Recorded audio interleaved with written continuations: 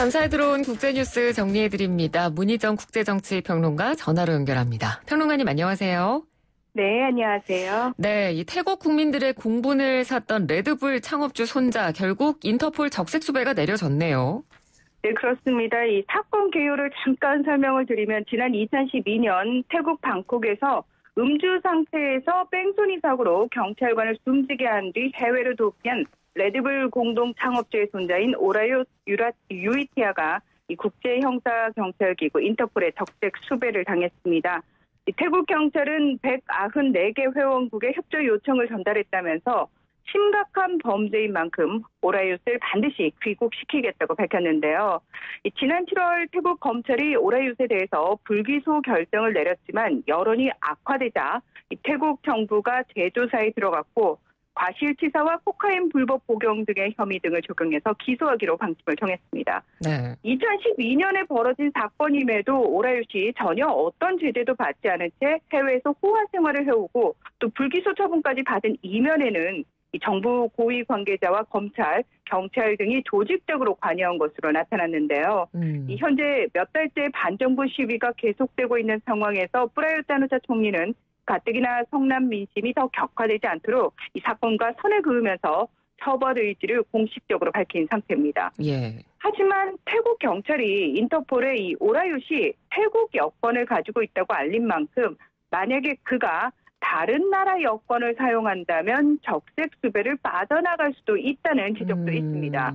이 참고로 오라이웃 가족은 태국에서 두 번째 부자로 이 자산이 우리나라 돈으로 약 23조 5천억 원에 이르는 것으로 추산되고 있습니다. 네.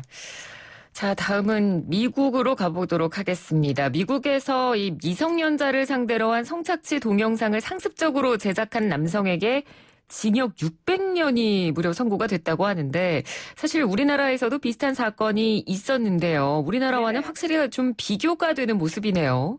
네, 그렇습니다. 이 미국의 경우 기소된 모든 혐의의 형량을 일일이 더하는 사법체계의 특성이 있는 데다가 특히 아동을 상대로 한 범죄는 무관용 원칙으로 더 강력하게 처벌하는 경향이 있기 때문입니다. 네. 이 현지 시각으로 5일 미 엘레베마주 북부 연방지법은 아동 상대 성착취물을 제작한 혐의로 매슈 타일러 밀러에게 징역 600년형이라는 사실상의 종신형을 선고했습니다.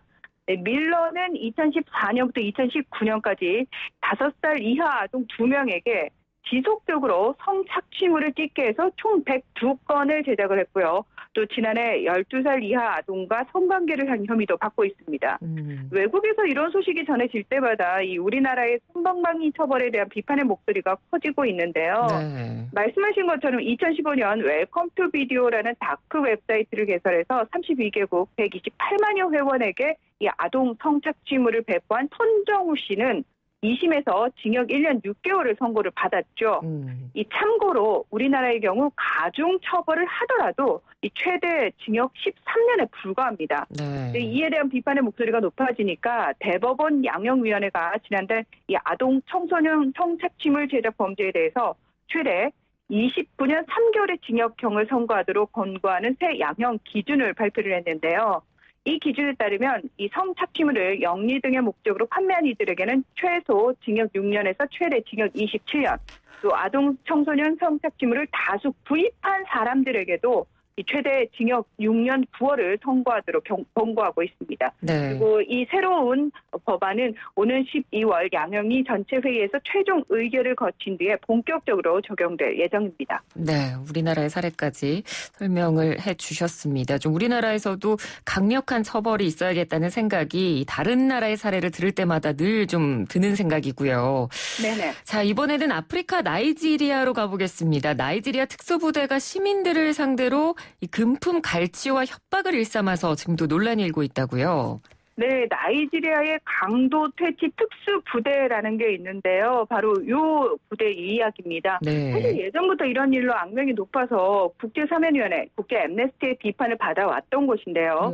이 최근 나이지리아 경찰이 이 강도 퇴치 특수부대 부대원들에게 검문 검색을 하고 또 바리케이트를 설치하는 것을 금지시켰습니다. 그리고 근무 중에 항상 그 부대원임을 나타낼 수 있도록 제복을 입고 근무하라는 명령을 내렸습니다. 네.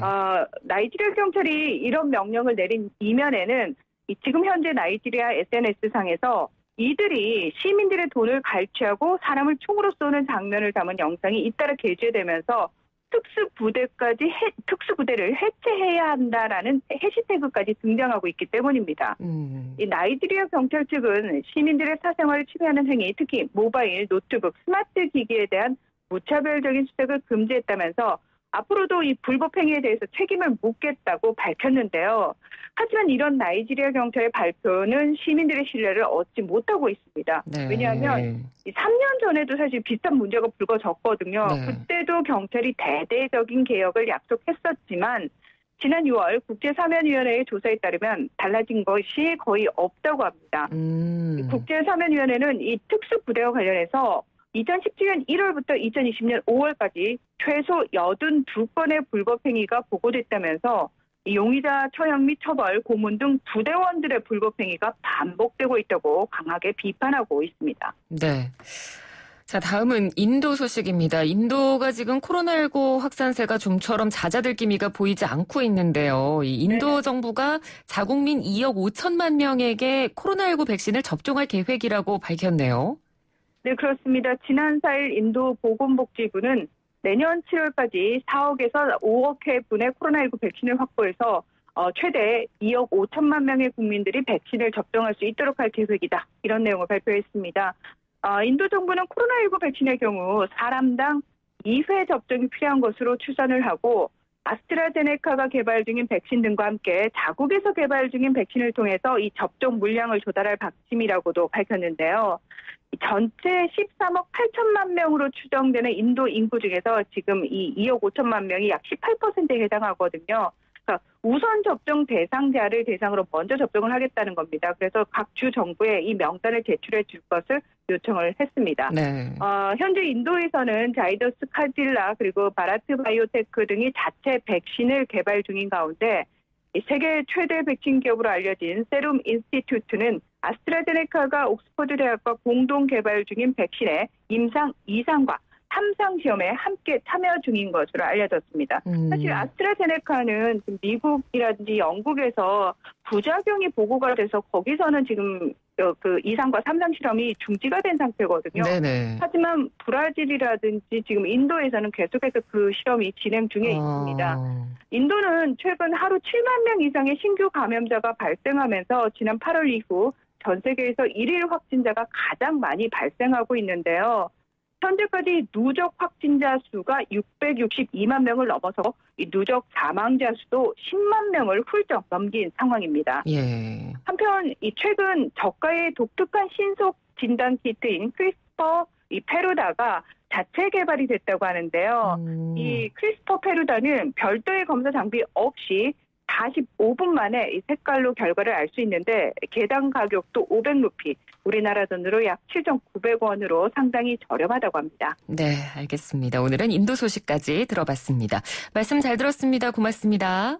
네, 고맙습니다. 네, 지금까지 문희정 국제정치평론가였습니다.